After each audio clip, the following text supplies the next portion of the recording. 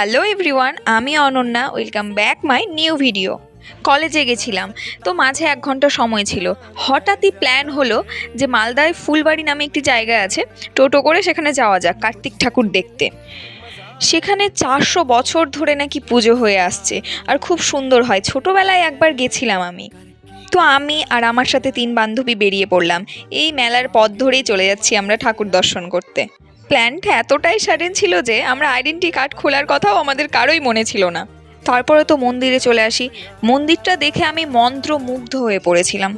মানে এত সুন্দর, এত সুন্দর, এত সুন্দর ভিতরের অ্যাম্বিয়েন্সটা। আমাদের হাতে সময় থাকলে নিশ্চয়ই সেখানে 30 মিনিট বসতাম আমরা। মানে এত সুন্দর, বেরিয়ে আসতে ইচ্ছেই করছিল না, যত বলবো তত কম। আর এখানে শুধু কার্তিক ঠাকুর নয়, তার সাথে অনেকগুলো ঠাকুরের মূর্তি আছে, অনেকগুলো মূর্তির পুজো হয় ওখানটাতে। আর ভেতরের অ্যাম্বিয়েন্সটা, মানে আমি যত বলবো ততই কম। ইচ্ছা করছিলই না যে বেরিয়ে আসি সেখান থেকে। তারপরে গিয়ে তো আমরা প্রসাদও পেয়ে গেছিলাম সেখানে। আর ওই যে বললাম হাতে সময় ছিল না, তাই এই দোকানগুলো দেখতে দেখতেই বাড়ি ফিরে আসতে হয়েছে।